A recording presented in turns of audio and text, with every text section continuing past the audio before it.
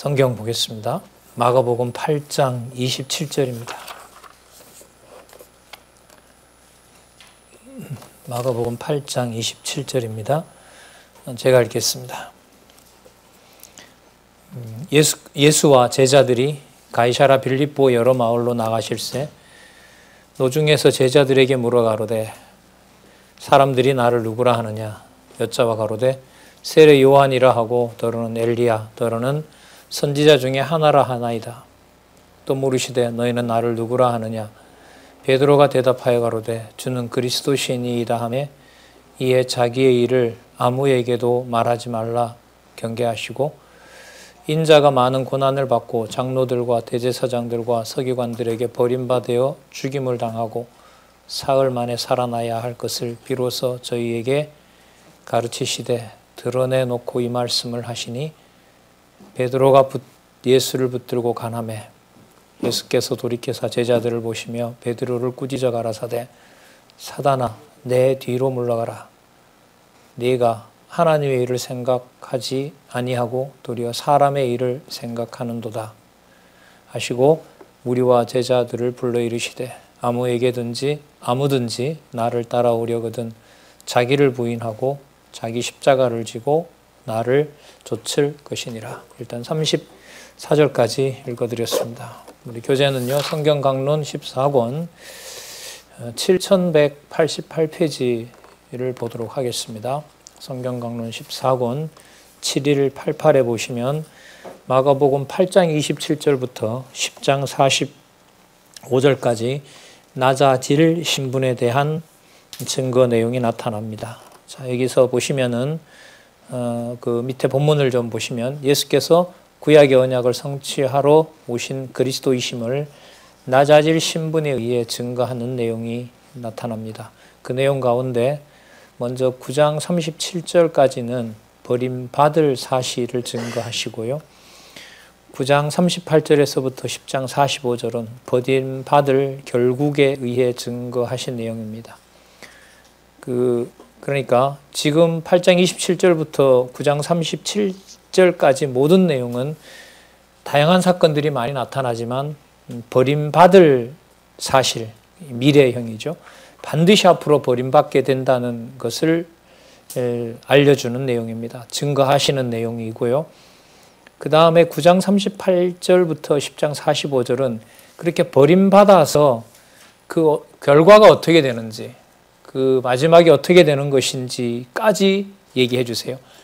그럼 본인이 아직 죽지 않았는데 죽은 다음에 그 일까지 다 설명하시는 것은 당신이 하나님의 아들이 아니고서는 말을 할 수가 없는 거죠. 그러니까 하나님이 정해놓지 않은 일을 말을 할 수가 없는 겁니다. 그러니까 결국을 말씀하신다는 말은 이 마지막까지 모든 일들이 어떻게 되어 있다? 정해져 있다는 사실을 전제로 하는 겁니다. 그래서 우리가 1장에서부터 5장까지 본래의 신분에 의한 성취 내용을 살펴봤고요. 하나님 아들의 신분이었다는 것을 중심으로 살펴봤습니다. 그러므로 이렇게 되죠. 그러므로 6장에서부터 이분은 낮은 신분으로 당신을 증거하셔야 돼요. 그러니까 하나님의 아들이심으로 높은 신분이 아니라 높은 신분은 10장 46절부터 나오고요. 일단은 이분이 반드시 낮아지셔야 돼요. 그러니까 낮아지시는 것에서 아버지 아들의 증거를 보여주셔야 됩니다. 그래서 마가복음은 버려지신다는 얘기를 하시면서 바로 또 뭘 말씀하시냐면 사람들이 들을 수 없는 말씀을 하시고 특히 표적을 보여주세요. 그래서 마가복음은 내가 배척당하고 내가 버려지고 앞으로 내가 죽게 될 것이라는 것을 말씀하십니다. 그리고 무슨 사건이 같이 동반되냐 하면 표적을 보여주세요. 표적을 보여주세요. 이게 이제 그 성경이 하나님 말씀인 아주 중요한 증거입니다. 마가복음에서는. 물론 다른 부분도 그렇지만은요. 그러니까 낮아지는 것을 우리 마음대로 마음 먹는다고 결코 낮아질 수가 없는 것입니다. 그걸 예수님께서 이제 먼저 8장 27절부터 9장 37절까지 버림받을 사실을 증거하시는 내용이 나타나는데 7190페이지 버림받을 신분을 가르쳐 주세요. 지금 읽었던 8장 27절부터 아까 3절까지 읽었었는데요. 38절까지 나타나는 내용은 버려져 죽었다가 살아날 신분을 밝혀주시면서 가르쳐 주십니다. 그 버림받는다는 사실을 가르쳐 주시죠. 자, 왜 그러느냐? 바로 그리스도이기 때문에 그렇다는 겁니다. 자, 가이사라 빌립보 지방에 갔습니다. 그 지방에서 이제 일어났던 일이죠. 예수님이 물어요. 먼저 제자들이 안 묻고, 야, 날 누구라 그러냐, 사람들이. 그랬더니 세례 요한이라고 그러고 엘리야라고도 그럽니다. 선지자 중 하나라고도 얘기를 하고요. 이랬더니, 그럼 너희들은 나를 누구라 그러느냐? 이렇게 물어요. 자, 우리는 여러분 여기 들어갈 때 이제 이 위에 제목을 꼭 가지고 들어가셔야 돼요. 지금 9장 37절까지 나오는 내용은 버림받을 사실입니다. 그러니까 버림받을 사실에 맞추어서 이 본문이 해석이 돼야 된다는 겁니다. 지금 이 책은. 자, 먼저 볼게요. 베드로가 뭐라고 대답하냐면 주는 그리스도시니이다. 이렇게만 얘기합니다. 마태복음하고 좀 다르죠. 기록 목적이 다르니까요. 주는 그리스도시니이다 라고 얘기를 하니까 30절에 보면 이에 자기의 일을 아무에게도 말하지 말라 그래요. 마태복음에 이렇게 안 나옵니다. 바요나 시몬아 내가 복이 있도다 이러면서 음부의 권세가 너를 이기지 못할 것이고 이 반석 위에 내가 교회를 세우리 이렇게 가는데 마가복음은 그게 아니에요. 목적이 그게 아니니까 자기 일을 아무에게도 말하지 말라 그래요. 그러면 그리스도로서 하신 이 일은 입다더라 이거예요. 하지 말라는 거예요. 알리지 말라는 거예요. 이 일에 대해서 우리는 지난번까지 그리스도께서 아버지의 이름을 드러내는 아들로서 하시는 일과 관련해서 말씀을 많이 드렸습니다. 물론 아직 때가 안 됐기도 하고요. 그러나 다 때가 안 됐다라고 다 묻기에는 마태, 마가, 누가, 요한을 다 그렇게 묶을 수가 없어요. 이게 마가복음은 신분이라는 그 제목이 있기 때문에 마태복음은 직임이라는 내용이 있기 때문에 그와 관련해서 설명을 드려야 된단 말이죠. 또 앞에 나타난 내용하고 연관도 돼야 되고 자 일단 여기서는 그리스도십니다 라고 하니까 자기의 일, 그리스도의 일, 그리스도로 하신 일 거기에 대해서는 아무도 알리지 말라 그래요. 그런데 그 다음 재밌습니다. 얘기를 하세요. 뭐라고 하시냐면 많은 고난을 받고 버림받고 사흘 만에 살아난다 이렇게 얘기를 하세요. 32절에 보시면 드러내놓고 이 말씀을 하시니 이렇게 됩니다. 그러니까 아까 어떻게 됐냐면 주는 그리스도시오라고 하니까 예수님이 뭐라 그러냐면 그 일 아무에게도 말하지 말라 이렇게 얘기를 해요. 그리고 본인은 또 드러내요. 뭘 드러내냐 하면 얘기를 해야 되는 걸 드러내는 거잖아요. 뭐 한다? 많은 고난을 받고 장로들과 대제사장들과 서기관들에게 버림받아 죽임을 당하고 사흘 만에 살아난다. 는 것을 비로소 저에게 가르치시되 드러내놓고 이 말씀을 하시는 거예요. 재밌잖아요. 그러면 당신은 그리스도라는 건가요? 아닌 건가요? 아까 베드로는 주는 그리스도시오라고 얘기를 하니까 그 얘기 하지 마. 이렇게 되는 거예요. 그리고 또 뭐라고 하냐면 나 죽었다가 살아날 거야. 이렇게 얘기를 해요. 그 얘기는 드러내려는 거잖아요. 이거는. 근데 재밌는 게 이후로 가면 죽었다가 살아난다라는 말이 도무지 이해가 안 되고 제자들이 봤을 때는 죽는다라는 게 너무 무서운 거예요. 죽는다는 게 죽었다 살아난다는 이런 건 뭐 표적을 보여줬는데도 도저히 믿지 않는 거고 예수님이 죽으신다는 것에 대해서 제자들이 도저히 마음에 이게 풀려지지 않아요. 그래서 나중에 뒤에 가면 나옵니다만 두려워서 못 물어요. 아까 선생님 뭐라고 그러셨죠? 이렇게 못 묻는 거예요. 뭐가 두려우니까. 그렇죠. 선생님이 죽으신다는 이것을 도저히 받아들일 수가 없는 거예요. 그러니까 제자들이 못 믿었다 보다가 더 정확하게 하나님이 믿음을 안 준 거죠. 그러니까 무슨 뜻이냐면 제자들이 원하는 대로 예수님이 살아있고 죽어있고 이게 아니에요. 죽으시고가 아니라는 겁니다. 아버지의 아들의 신분이기 때문에 아버지의 뜻이 무엇인지를 이루어 나가는 아들일 뿐이에요. 그러니까 당신 이름이 드러나면 안 되고 몇 차례 말씀드렸죠. 누구 이름이 드러나야 돼요? 아버지의 뜻이 드러나야 돼요. 아버지의 아들인 것이 드러나야 돼요. 자 보세요. 아버지의 아들이 드러나려면 아버지가 정해놓은 것은 제자들이 계속 계시기를 바라는 것과는 반대예요. 뭐 하셔야 돼요? 고난을 받고 장로들과 대제사장들과 서기관들에게 버림받고 죽임을 당하고 사흘 만에 살아나셔야 되는 거예요. 이 일을 드러내시는 겁니다. 결국 그게 그거 아니냐. 그리스도라고 하는 것은 뭐 하라고 하고 얘기하지 말라고 그러고, 자, 그럼 그리스도라는 사실을 드러내지 말라고 하는 것은 누구의 신분이라는 것과 관련이 돼요? 아버지의 아들이라는 신분이 강조가 돼요. 왜냐하면 그리스도가 맞지만은 드러내면 돼요, 안 돼요? 안 되는 거예요. 드러나면 안 되는 거예요. 그럼 드러나지 않는다라는 것은 결국 아버지의 뜻대로 당신이 뭐 해야 된다는 거죠? 죽어야 된다는 거. 이렇게 연결이 돼요. 당신이 그러니까 그리스도의심을 드러내지 말라고 하는 것은 그 다음 당신이 말하는 것하고 관계가 되죠. 당신이 드러나지 않는다는 것은 아버지의 뜻이 드러나는 것이고, 아버지의 뜻은 계속 제자들과 살아있는 것이 아니라 뭐 한다? 죽었다가 살아나는 것이다라는 거예요. 근데 뒤에 나타나는 상황을 보면 예수님이 죽으시는 것이 아버지의 뜻대로 죽으시고 부활하신다는 것을 제자들은 믿어요? 못 믿어요. 믿지 못하게 해요. 왜요? 너무 두려워서. 너무 두렵기 때문에. 예? 믿음을 안 주면 두려움을 당할 수밖에 없는 거죠. 자, 이럴 때 베드로가 그럽니다. 베드로가 예수님 붙들고 33절에 32절에 드러내놓고 이 말씀을 하시니 베드로가 예수를 붙들고 간함에, 뭐라고 간하는지는 나오진 않아요. 그러시면 안 되겠다고 한 거겠죠. 33절 예수께서 돌이키사 제자들을 보시며 베드로를 꾸짖어 가라되 사단아 내 뒤로 물러가라. 내가 누구의 일을? 하나님의 일을 생각하지 아니하고 도리어 사람의 일을 생각하는도다 하시니라. 그러면 여기서는 마태복음과 같이 놓으면 안 돼요. 여기서 하나님의 일을 강조해야 돼요. 반드시 나 뭐 한다? 나 죽어야 된다. 왜? 하나님의 아들이기 때문에. 이렇게 연결이 되는. 하나님의 아들이기 때문에 나는 죽어야 된다. 우리 생각과 제자들의 생각은 하나님의 아들이니까 뭐 하지 말라. 죽지 말아라. 죽지 말아라. 영광도 취하도록 죽지 말고 괴롭히는 자들 다 물리쳐주고. 아니요. 하나님의 정하신 뜻이 아니에요. 그것은. 아버지의 뜻이 아니라면, 아닌데도 한다면 아버지 아들이 아닌 거죠. 그 앞부분에 1장에서 5장까지 나타났던 본래의 신분, 아들의 신분이라는 사실을 전제해야 이게 이해가 되는 부분이죠.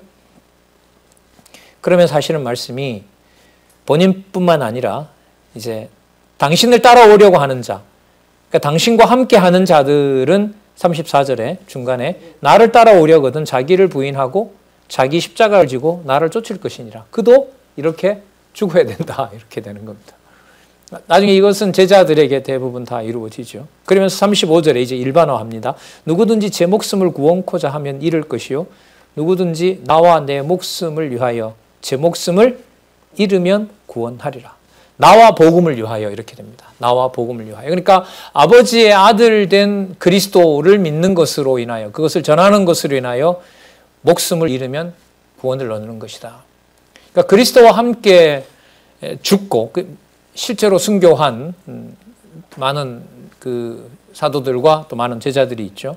또 역사에도 많습니다. 어쨌든 나와 복음을 위하여 제 목숨을 잃으면 구원하리라. 만일 사람이 온천하를 얻고도 제 목숨을 잃으면 무엇이 유익하리요? 사람이 무엇을 주고 제 목숨을 바꾸겠느냐? 누구든지 이 음란하고 죄 많은 세대에서 나와 내 말을 부끄러워하면 인자도 아버지의 영광으로 거룩한 천사들과 함께 올 때에 그 사람을 부끄러워하리라. 그러면 부끄러워하지 않게 된다면 아까 35절에 나왔던 대로 나와 복음을 위하여 그리고 나와 내 말을 위하여 뭐 당하게 된다? 목숨을 잃게 된다. 목숨을 잃게 된다. 이게 이제 사도들과 또 백성들에 대한 자기 백성들에게 이루어질 내용들을 말씀하시고 있는 거죠. 원천은 뭐냐 하면 그리스도이심으로 하나님의 아들이심으로 이분은 반드시 뭐 하셔야 된다? 많은 고난을 받고 장로들과 제사장들과 서기관들의 버림받아 죽임을 당하시고 사흘 만에 살아나셔야 된다는 것을 가르쳐 주시는 겁니다. 따라서 이 내용의 핵심은 바로 뭐 한다? 반드시 버림받게 된다. 버림받게 된다. 그래서 버림받을 신분을 사실을 얘기를 해 주시면서 또한 가르쳐 주시는 내용이 바로 이 내용입니다. 여러분 좀 지나왔는데요. 뒤에 나오네요. 죄송합니다. 뒤에 나오는데 이제 그 부분 좀 이따 이제 살펴보도록 할게요. 자, 당신이 죽으신다고 그러고 부활하신다고 그러잖아요. 자, 그러면 예수님 말씀에 의하면 나와 복음, 또 나에 관한 복음, 그리고 나와 내가 전하는 말, 그 말을 너희들이 이제 따라하게 되고 그걸 전하게 된다면은 반드시 뭐 하게 된다? 같이 죽게 된다. 같이 죽게 된다. 그러면 복음을 위하여 고난을 받는다고 하는 것이 하나님의 정하신 뜻이고, 그것이, 자, 잘 들어보세요. 이것이 내가 이렇게 만들어내는 것이 아니라 바로 누가 그렇게 정해놓은 것이다? 아버지께서 그렇게 정해놓은 것이다. 그래서 마가복음은 지금 이 말씀 다음에 뭐가 여러분 나오냐 하면 변형된 하나님 나라 모습, 변화산상의 사건이 나오는 거예요. 그러면 변화산의 사건은 마태복음하고 이게 목적이 다릅니다. 마태복음은 왕직과 관련이 되고요. 지금 여기서는 뭐 하는 신분이다? 버려지는 하나님의 아들이심으로 반드시 뭐 한다? 버려지는 신분을 설명하기 위해서 그렇게 하는 거예요. 그럼 한번 사건들은 여러분 들으셨겠지만 본문에 들어가서 하나님의 아들로서 버림받을 신분을 얘기하는 부분이 그 다음에 이 사건에서 어디에 나타나는지 그 본문을 한번 찾는데 한번 집중을 해보시기 바랍니다. 자, 일단 넘겨보시면은요. 9장 1절에서부터 8절까지 산에 올라서 변형된 하나님 나라에서 당신의 신분을 보여주십니다. 그리고 가르쳐 주십니다. 자, 1절에 보시면 내가 진실로 너에게 이르노니, 조금 전에 사건하고 이렇게 연관을 시키고 있어요. 여기 섰는 사람 중에 죽기 전에 하나님 나라가 권능으로 임하는 것을 볼 자들도 있느니라. 자, 하나님 나라가 권능으로 임하는 것을 볼 자들도 있느니라.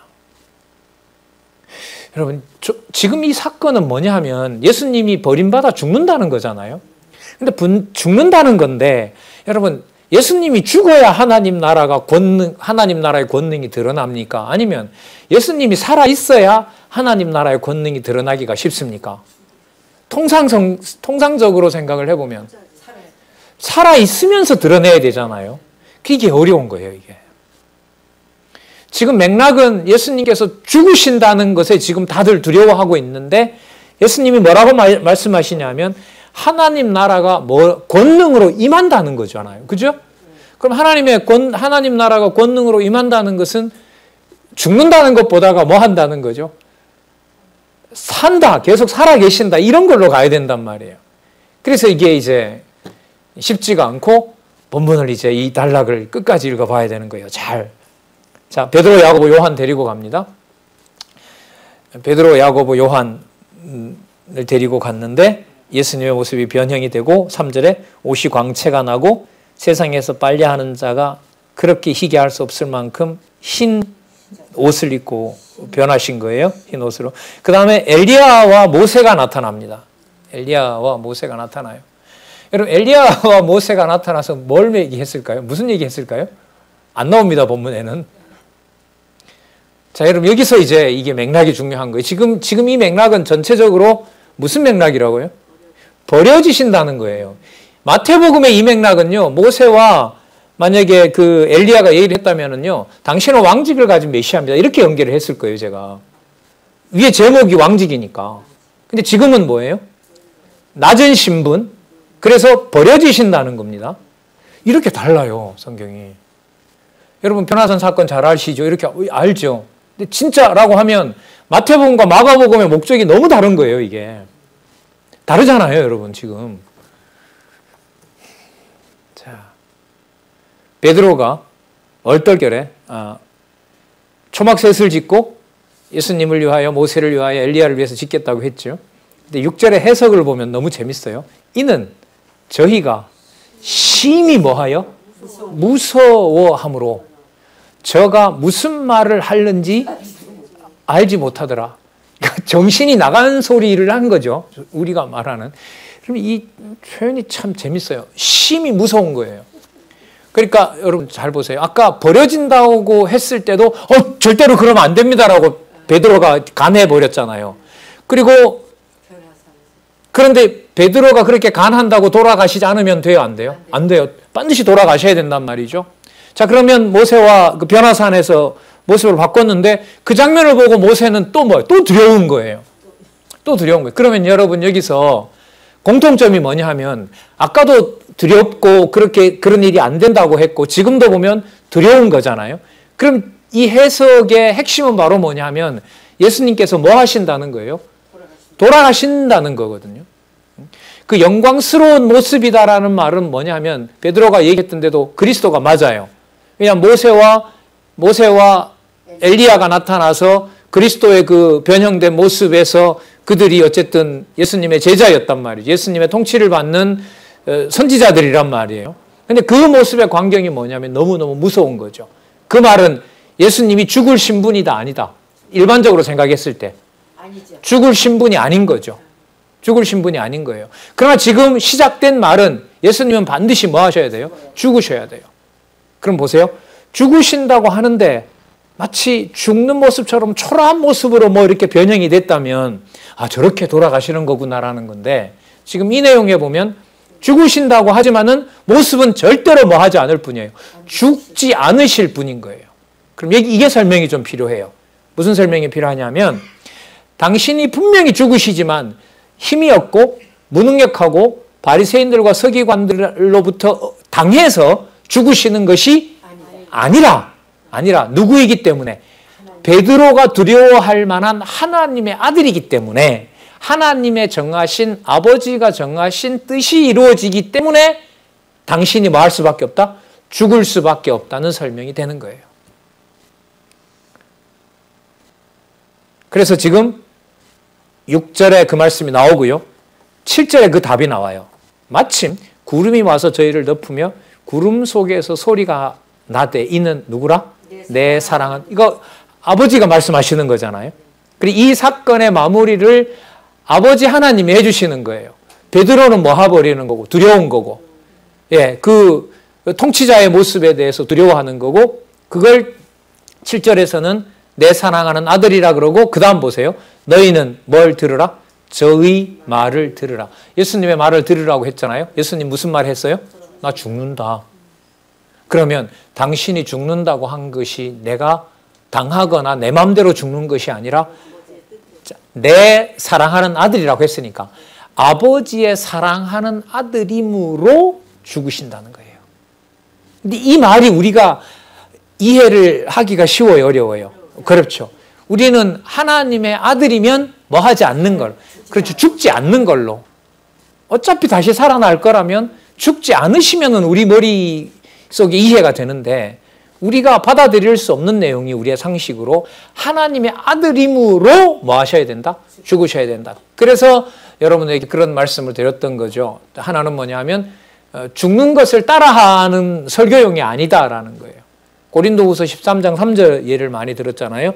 자기 몸을 뭐해도 불사름에 내어줘도 사랑이 없으면 아무것도 아니라는 거죠. 그러니까 하나님의 사랑을 통하여 하나님의 복음을 위하여 고난을 받아서 죽게 된 건지 자기 의를 위해서 죽게 된지를 우리가 판단할 수가 없는 거예요. 그러면 그리스도가 죽으시는 것은 우리가 왜 따라할 수 없느냐? 그리스도가 하시는 것은 전적으로 누구의 아들로서 아버지의 사랑하는 아들로서 정해진 뜻을 이루는 유일한 분이에요. 그러니까 우리는 우리 죽음에 대해서 내가 의롭다라고 할 수가 없는 거예요. 그리스도를 배제하면 그리스도 안에 있으면 의로운 죽음이 될 수도 있겠지만요. 자, 내 사랑은 아들이니 너희는 저희 말을 들으라. 그리고 이걸 붙이면 그래요. 내 사랑하는 아들이므로 뭐 한다? 죽는다. 죽는데 죽어가는 과정에 낮아진다고 해서 불평한다, 안 한다? 안 한다. 안 한다. 이렇게. 안 한다. 그러나 제자들의 기준으로 보면 예수님은 하나님의 아들임으로 살아 계셔야 된다. 이게 우리 소원인 거죠. 우리가 하나님의 아들임으로 우리가 원하는 욕심도 그대로 이루어져야 된다. 이게 우리가 가지는 세상 사람들의 생각이라면 예수님은 하나님의 아들이심으로 사랑하는 하나님의 아들임으로 누가 좋아하는 일, 하나님이 좋아하는 일만 하시는 분이에요. 그래서 이분이 메시아가 되시는 거죠. 자, 8절 문득 둘러보니 아무도 보이지 아니하고 오직 예수와 자기들 뿐이었더라. 그럼 앞부분하고 연결됐죠? 저희 말을 들으라. 저희 말을 들으라는 말은 아까 8장 35절에서 뭘 잃어야 된다? 목숨을 잃어야 된다고 했고 목숨을 잃어야 아까 뭘 얻는다 그랬어요? 목숨을 얻는다라고 얘기를 한 거죠. 그러면 뭐 하는 것이 뭐 하는 거예요? 목숨을 버리는 것이 사랑하는 아버지의 아들로서 구원을 얻게 되는 거죠. 영원한 생명을 확증해 주시는 거가 되겠죠. 예수님에게는. 여러분, 이 말을 예수님께서 하시고 이제 내려와요. 내려오는 길에 야, 지금 너희들이 이거 본 거 있잖아. 이거 밑에 내려가면 얘기하라 그럴까요? 하지 말라 그럴까요? 아니, 성경은 이제 하지 말라고 나오긴 나오는데요. 하고 싶겠죠. 야, 왜요? 야, 나 3명밖에 안 갔잖아요. 지금 베드로하고 야고보하고요. 야고보 요한은 형제거든요. 이 특별히 데리고 가서 봤는데 이게 입에 근질근질해서 할 수 있겠어요? 근데 지금 이게 말을 못하는 부분이 있어요. 왜냐하면 아까 하나님께서 뭐라 그랬냐면 저희 말을 들으라고 했잖아요. 저희 말을 들으라고 했는데 그 저희 말이라는 게 예수님 하신 말 중에 핵심이 뭐냐면 나 뭐 한다? 죽는다. 나 버려진다라는 거잖아요. 근데 이 말을 제자들이 하고 싶겠어요? 안 하고 싶은 거죠. 그리고 그게 두려워서 말을 못해요. 그 제자들은 이토록 죽기를 원치 않으시는데 예수님은 반드시 죽으셔야 돼요. 왜요? 하나님 아버지의 사랑하는 아들이므로 이렇게 돼요. 그러니까 하나님께서 정해놓은 뜻을 깨닫게 하고 알려주신다. 말씀을 통하여 알려주신다고 하는 것은 진짜 이것도 생명과 관련돼요. 죽고 사느냐 문제와 직결되는 거죠. 그러니까 성경을 공부하는 게 무슨 지식을 축적하는 어떤 신앙생활 따로 있고 뭐 지식을 축적하는 일이 따로 있고 이런 문제는 아니라는 것을 또 한번 생각을 하게 됩니다. 자, 9절 한번 볼까요? 저희가 산에서 내려올 때 예수께서 경계하시되 인자가 죽은 자 가운데서 살아날 때까지는 본 것을 아무에게도 이르지 말라 하시니 저희가 이 말씀을 마음에 두며 서로 문의하되 죽은 자 가운데 살아나는 게 뭐냐 도대체. 그러면 이 말은요, 예수님께서 입단속을 시킨 거잖아요. 근데 그 사람들이 그게 믿어져요? 안 믿어져요? 안 믿어지는 정도가 아니라 그게 뭔 말인지를 모르는 거죠. 우리가 그런 거 있잖아요. 그런 비판 저 많이 받았잖아요, 박강사. 박강사 말하는 게 뭔 말인지 모르겠어. 지금 뭔 얘기 하는 거예요, 도대체? 요즘은 조금 덜한 것 같아요. 요즘은 그게 그런 거였구나 하는데 웃으시는 우리 권사님마저도 그냥 주일날 아침 강론 시간에 제 이름이 주보에 나오면 아침부터 막 가슴이 뛰었다잖아요. 또 모르는 얘기 막 쏟아낼까 봐 말 더 빠르지, 모르는 얘기 하지, 이상하게 연결시키지, 이렇게 해서 막 가슴이 뛰었다고 하잖아요.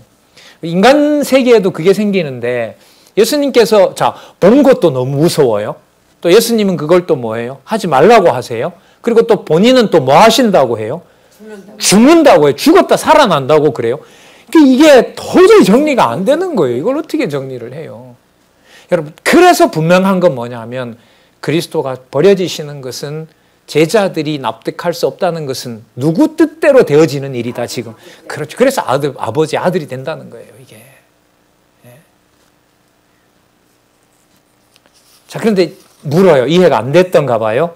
자, 뭐라고 묻냐 하면 11절에 이에 예수께 묻자와 가로되 어찌하여 서기관들이 엘리야가 먼저 와야 하리라 했습니까?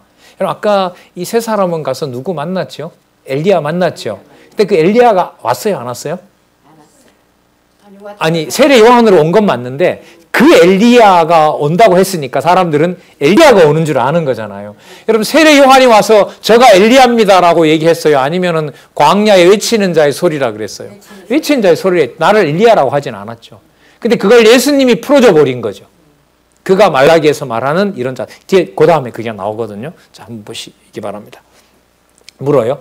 엘리야가 과연 먼저 와서 엘리야가 먼저 와야 된다는데 왜 그렇게 말합니까? 이 말은 결국 뭐냐면은요, 엘리야가 안 왔다면 당신이 죽으면 안 된다 이 말인 거예요.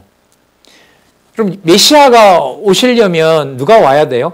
엘리야가 와야 되거든요. 근데 지금 이 질문으로 보면 엘리야가 안 왔다는 거예요. 제자들이 봤을 때는 엘리야가 먼저 와야 된다고 했는데 아직 엘리야가 오지 않았지 않습니까? 이런 말인 것 같아요. 자, 그런데 예수님이 해석을 해줍니다. 뭐라고 하냐면 가라사대 엘리야가 과연 먼저 와서 모든 것을 회복하거니와, 말라기에 보면 뭐 이런 일을 쭉 한다고 했잖아요.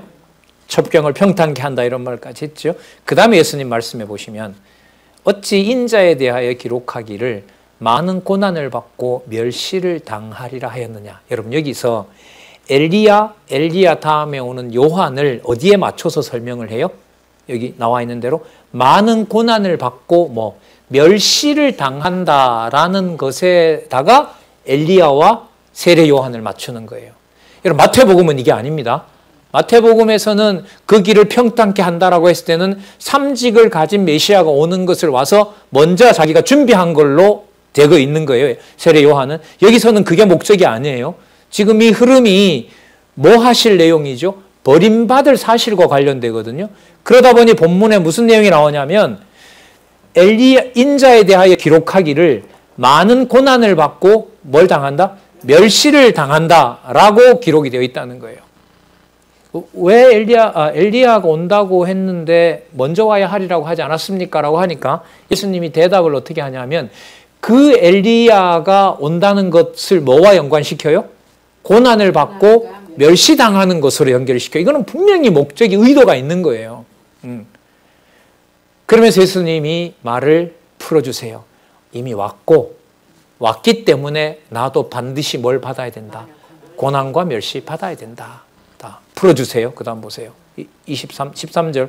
그러나 보다가는, 자, 그러므로 정도로 해도 돼요. 자, 내가 너희에게 이르노니 엘리야가 왔으되 기록된 바와 같이, 약속된 바와 같이 사람들이 어떻게 임의로 대우하였느니라.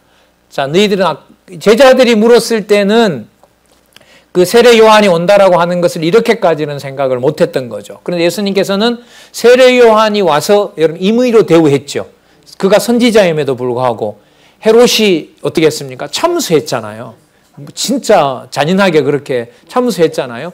그렇게 하도록 기록되어 있는 것과 같이 그렇게 하도록 기록되어 있는 거죠. 그러니까 선지자가 오면 그 마지막 선지자는 기록된 바에 의하면 사람들이 대우해야 돼요? 함부로 대해야 돼요? 함부로 대해야 돼요. 그럼 예수님은 지금 아까부터 계속해서 초점을 어디에 맞추고 있어요? 버려진 데다가. 누가 그렇게 한 것처럼 세례 요한이 왔고 세례 요한이 온 것은 고난과 멸시를 당한다라고 약속되어 있는 것을 보여주려고 왔고 그 세례 요한은 뭐 당했다? 그렇게 참수당했다. 따라서 그가 와서 그 일이 이루어졌기 때문에 그 일이 누구한테도 이루어진다? 나한테도 이루어진다. 이걸 제자들이 깨달으면 와 하겠어요? 더 두렵겠어요? 더 두려운 거예요. 더 두려운. 그럼 제자들이 더 두려워하는 만큼 예수님은 반드시 뭘 확증해 가세요? 제자들이 점점 두려워한다는 말은 죽으신다는 것이 더 분명해지는 거잖아요. 그럼 제자들이 두려워하는 것이 심해지는 만큼 예수님은 누구 뜻대로 죽는다는 것을 더 강조하는 일이 되죠. 그렇죠. 아버지 뜻대로 죽으신다는 걸 더 강조하는 일이 되는 거예요. 마태복음하고는 달라요. 이 지금 흘러가는 방향이. 이 부분이 좀 여러분 쉽지가 않은 내용인데요. 자, 지금 아버지 아들로서 죽으신다는 사실을 말씀하셨잖아요.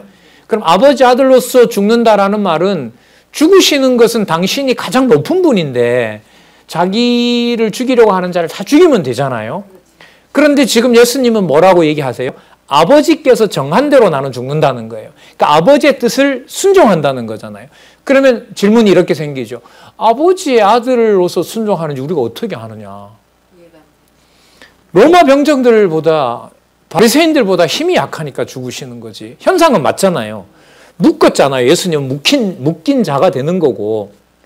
그런데 예수님은 얘기하시는 것이 아버지의 아들이기 때문에 내가 낮은 신분이 된다는 것을 주장하시고 그걸 확증해 주신단 말이에요. 자, 그러면 무슨 증거가 있습니까? 아버지 아들로서. 그러면 뭘 보여주셔야 돼요? 아버지 아들임을 증명해 주셔야죠. 그래서 뭘 해주세요?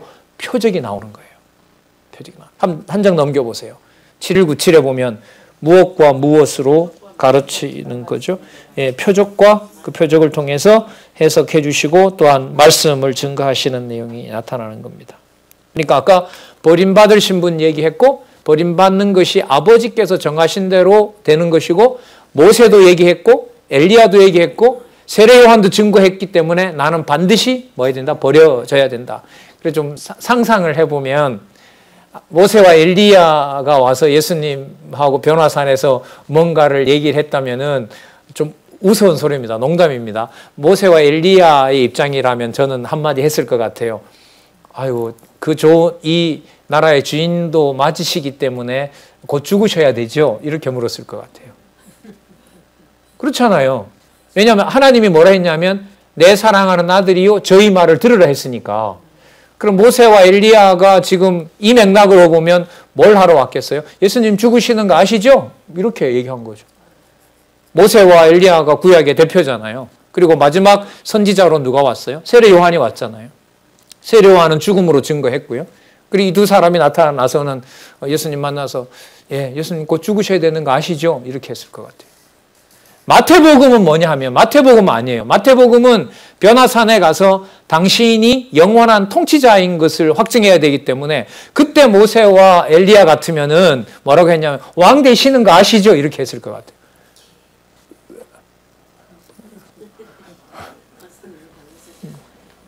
하신다 진짜 권사님.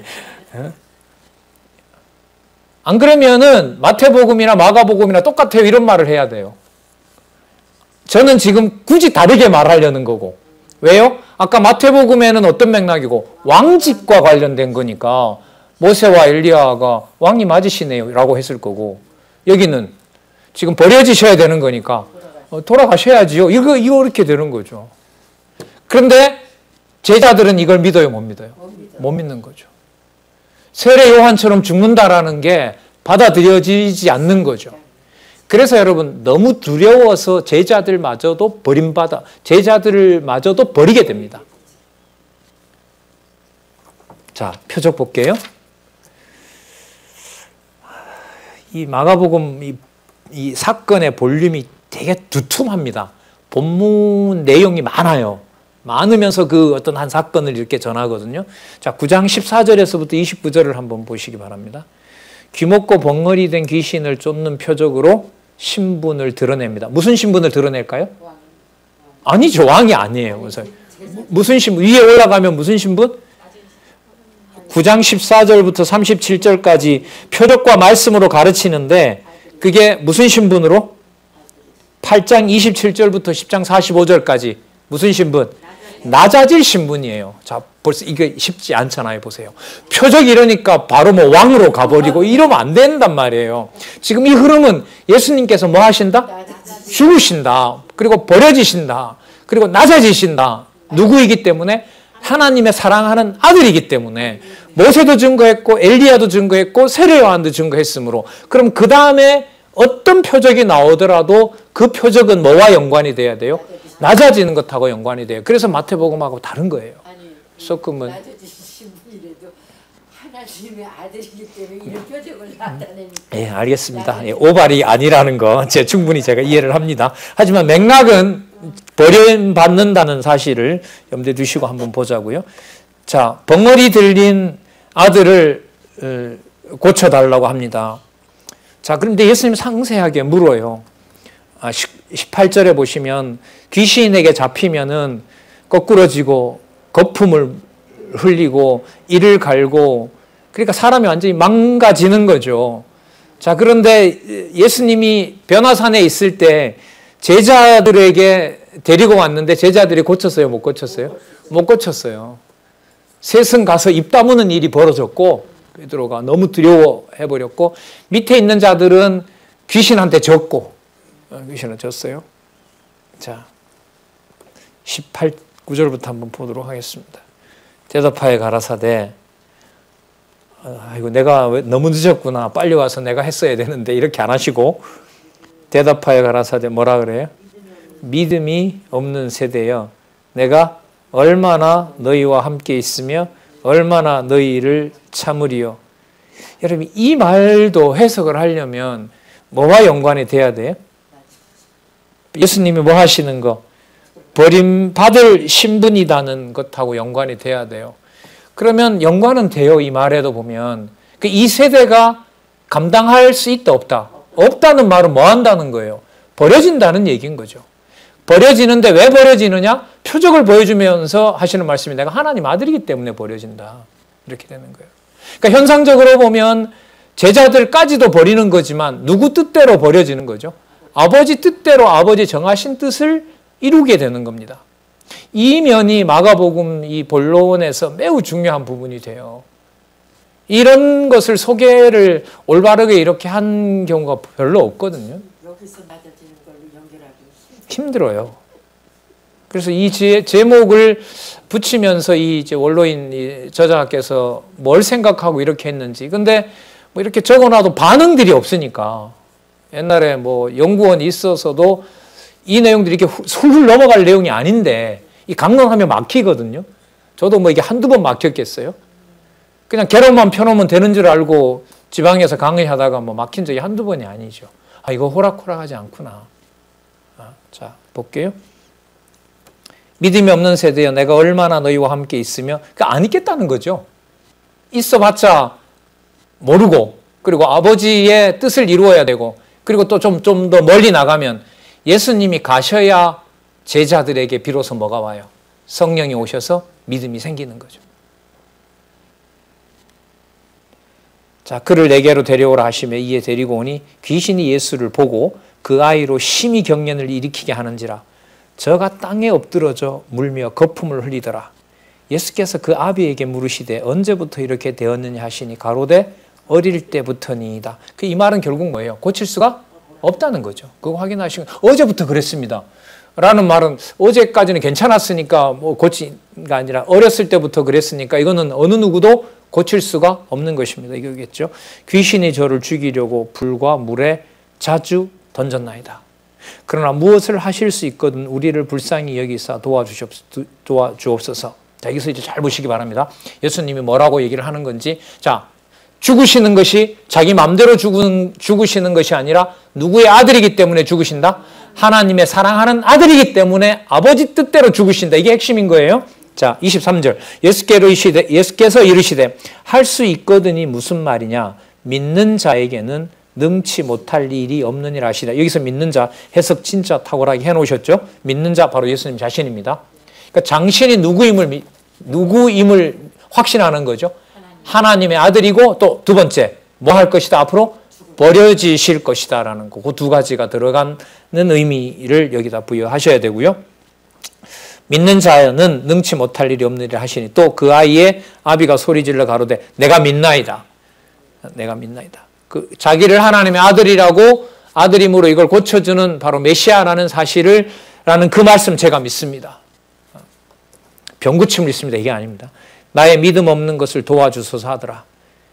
예수께서 물 위에 달려 모이는 것을 보시고 그 더러운 귀신을 꾸짖어 가로되 벙어리 되고 귀신 먹은 귀신아 내가 네게 명하노니 그 아이에게서 나오고 다시 들어가지 말라 하시니 귀신이 소리 지르며 아이로 심히 경련을 일으키게 하고 나가니 그 아이가 죽은 것 같이 되어 많은 사람이 말하기를 죽었다 하니 예수께서 그 손을 잡아 일으키시니 이에 일어서니라.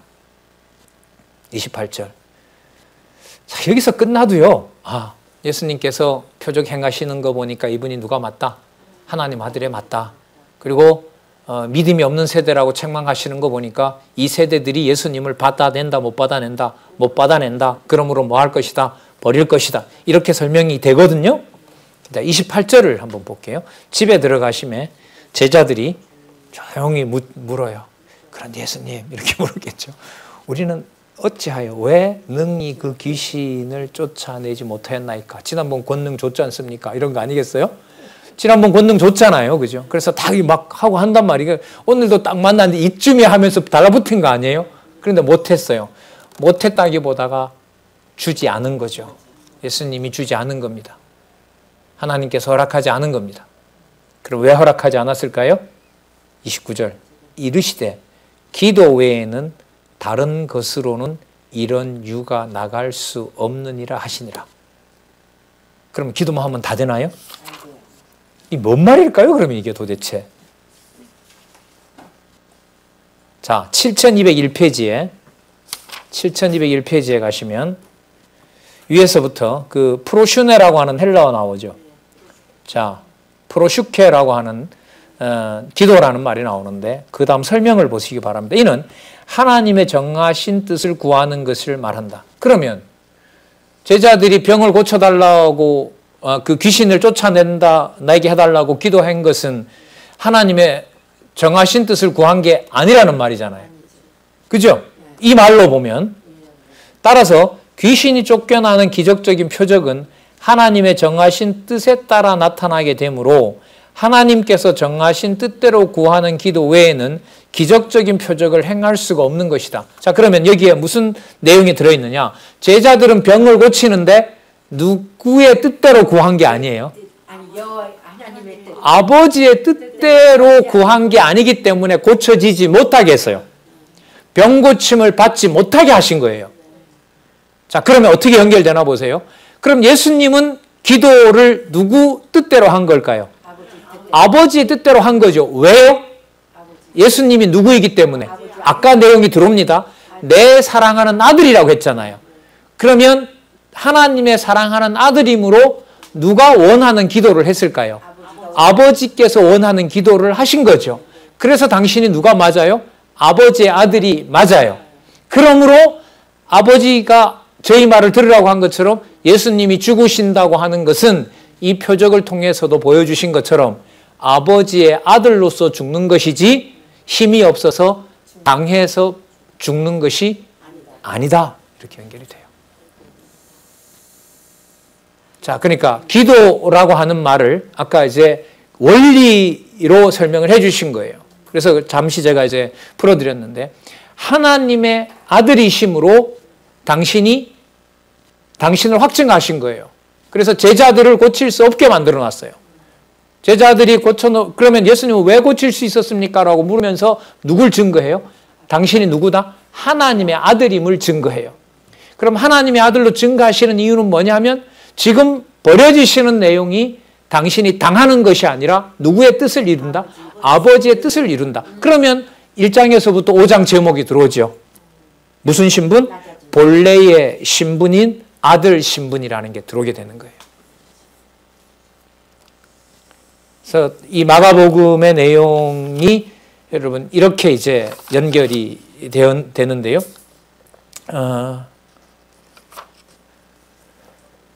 여러분 이 내용을 듣고 여러분들이 그 예수님의 제자들 같으면 와 이렇게 했을까요?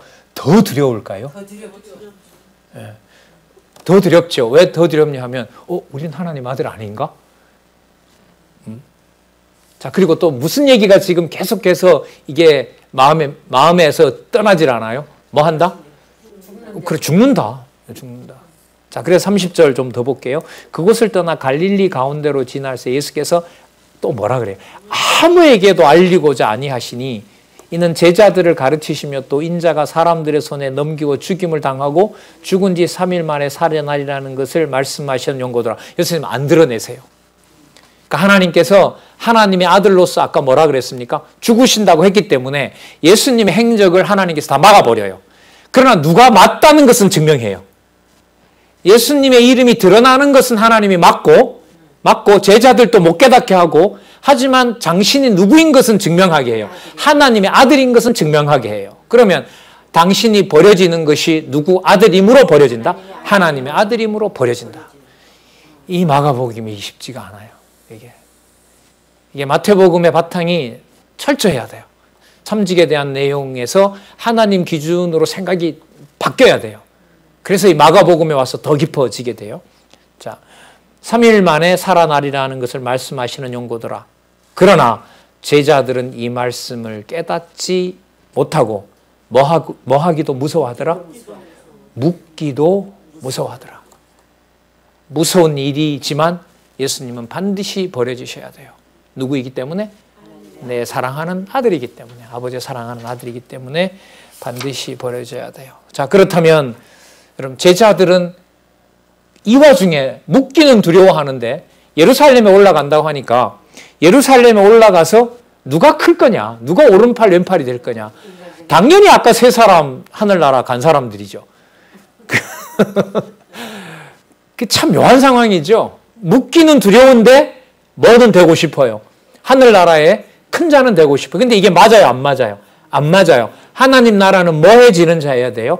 아버지 뜻대로 아버지가 낮추는 자여야 돼요. 맞죠? 그걸 물론 나중에 제자들에게도 이루어지게 되지만은요. 예, 조금만 더 보도록 하겠습니다. 가버나움에 이르러 집에 계실새 제자들에게 물으시되 너희가 노중에 서로 토론하는 것이 무엇이냐 하시되 저희가 잠잠하니 이는 노중에서 서로 누가 크냐 하고 쟁론하였습니다. 이 와중에 예수께서 앉으사 12제자를 불러 이르시되 아무든지 첫째가 되고자 하면 뭇사람의 끝이 되고 뭇사람을 섬기는 자가 되어야 하리라. 누구 얘기일까요? 이게 자기 얘기인 거죠. 그리고 이건 누구만 할 수 있어요? 하나님의 아들인 당신만 할 수 있는 거예요. 자, 어린 나이 하나를 데려다가 그들 가운데 세우시고 안으시며 제자들에게 이르시되 누구든지 내 이름으로, 자, 이거 중요합니다. 여러분, 여기서 내 이름은 높아지는 이름이에요? 낮아지는 이름이에요? 그게 중요해요. 내 이름, 여기서는 그리스도 이렇게 바로 가시면 안 돼요. 아버지 아들로서 반드시 버려지는 이름, 그런 이름으로 이 어린 아이 하나를 영접하면 곧 나를 영접합니다. 그러므로 앞으로 너희들이 사도권을 행할 때도 어떤 자? 낮은 자, 그 자가 하나님이 높여놓을 자라는 것을 어떻게 보면 약속해 주시는 거죠. 자, 나를 영접하며 누구든지 나를 영접하면 그 다음 보세요. 나를 영접함이 아니요. 누구를 영접함이라? 나를 보내. 그럼 여러분 아까 변화산에서부터 예수님이 낮아지는 것에 대해서 누구 명을 따라서 지금 이루어지고 있는 걸 알 수 있죠? 그렇죠. 왜? 그러면 지금 예수님은 내가 버려지는 것은 나를 보내신 이인 아버지의 뜻대로 된다는 것을 말씀해 주는 거고요. 말씀해 주는 겁니다. 자, 아유, 시간이 좀 지나 죄송합니다. 9장 38절부터 앞으로 버림받을 결국의 내용들을 미리 얘기를 해 놓으세요. 자, 그래야 이루어지면 확정된 대로 된다는 것을 보여주는 것이니까요. 자, 다음 시간에 하도록 하겠습니다. 하나님 아버지 감사합니다. 진리의 말씀을 살아계신 하나님의 증거로 이렇게 담을 수 있도록 허락해 주셔서 감사합니다. 시간과 여건을 허락해 주셔서 또 지혜와 총명을 주셔서 진리의 말씀 더 사랑하는 주의 지체들, 동역자들 될 수 있도록 인도해 주시옵소서. 예수님의 이름으로 기도드렸습니다. 아멘.